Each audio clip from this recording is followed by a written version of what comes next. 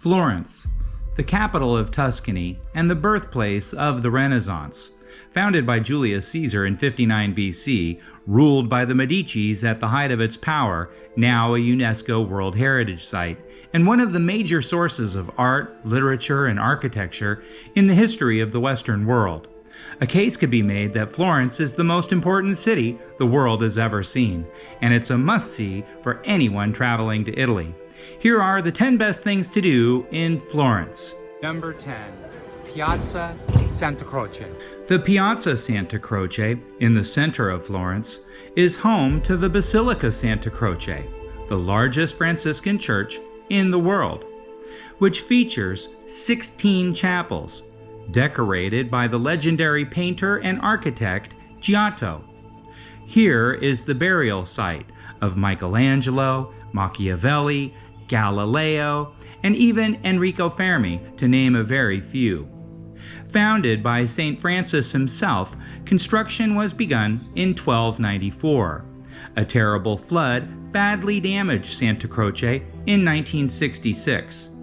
After decades of restoration, Santa Croce is ready for another 7 centuries of inspirations.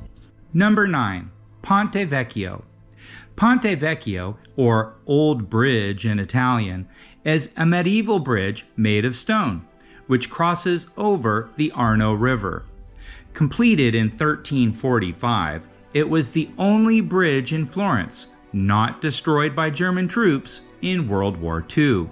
Originally, butcher shops were added so scraps could be discarded directly into the Arno River. But the wealthy and powerful Medici family, who bought a palace next to the bridge and hated the smell of the butcher's craft, demanded the shops be jewelers and goldsmiths exclusively in 1595, which they are to this very day. So well built is this first bridge of its kind that thousands of tourists pass through the Ponte Vecchio every single day to this very day. Which takes us to number 8. The Santa Maria del Fiore, or Saint Mary of the Flower. It is also known as the Florence Cathedral. Built over 140 years, from 1296 to 1436, it was without a dome for its first century of existence, until an architect, sculptor, and goldsmith named Filippo Brunelleschi had one of the most ingenious masterstrokes of the Renaissance. The sensational and nearly impossible to recreate dome that Brunelleschi never fully shared exactly how it was that he did it. However, he did invent a new way to convey heavy loads and received the world's first patent for his efforts. He also invented linear perspective in art, used for nearly 5 centuries, and was a significant force in the rise of modern science.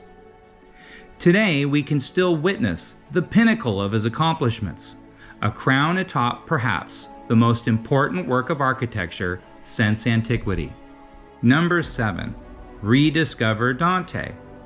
Born in 1265, Dante Alighieri, famous for writing the Divine Comedy, especially famous for the first book of that collection, the Inferno, which is considered not only an all-time masterpiece of literature, but is the first major Western literary effort not written in Latin, but rather in the vernacular, or language of local everyday people.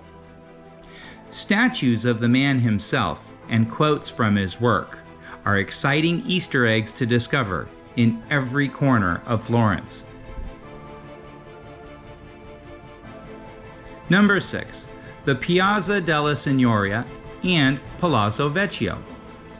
This is the main point in the origin story and history of the Florentine Republic. It is the meeting place of Florentine citizens, and to this very day serves as the centerpiece of Florentine politics. Today is Republic Day here in Florence, and the mayor's right over here giving a speech.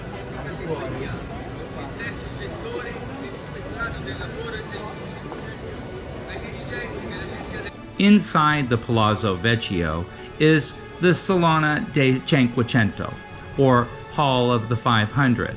The Medici family was briefly ousted from power from 1494 to 1498 by Friar Girolamo Savonarola, who created what he hoped would be a more democratic representation, called the Council of 500.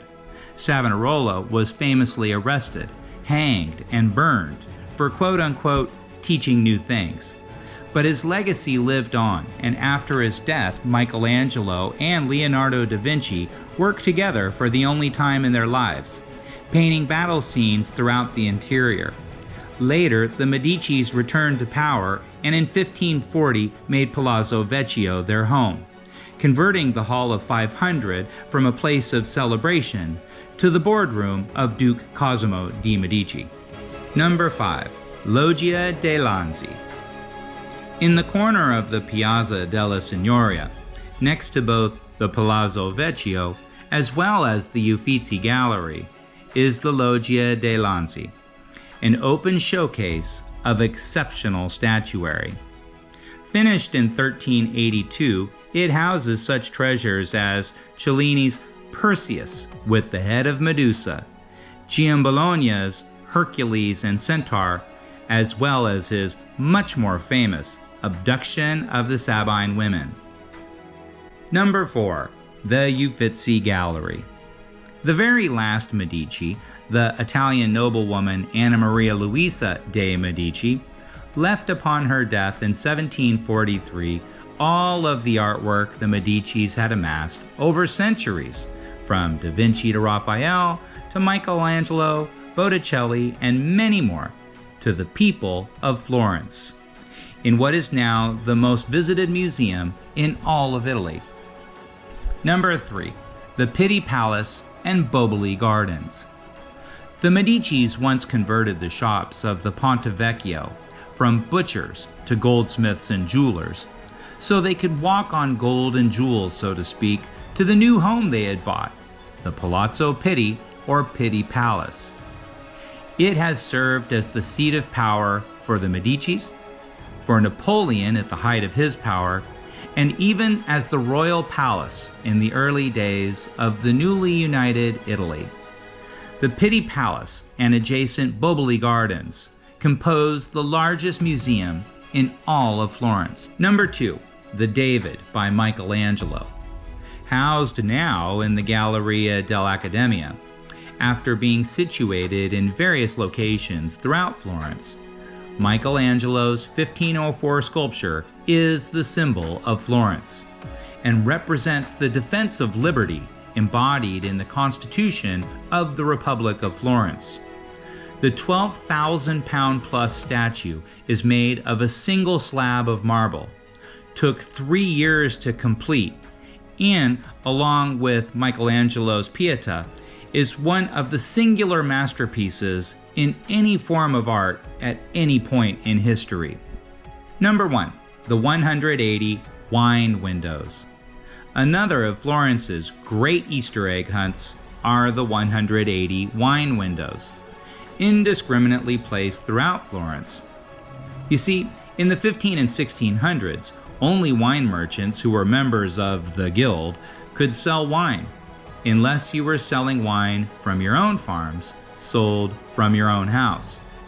These humble portals are how some of the great wineries today got their start. But sadly, it is how our 10 Best of Florence comes to an end. It was told to me once that the 4 secrets of life are thus. Number 1, have a date night with your spouse that you never break. Number 2, coach the young people in your life for 1 year in something you are excellent at. Number 3, do something very special with the people you love twice a year and 6 months apart. And number 4, take the people you love to Florence. Thank you so much for watching.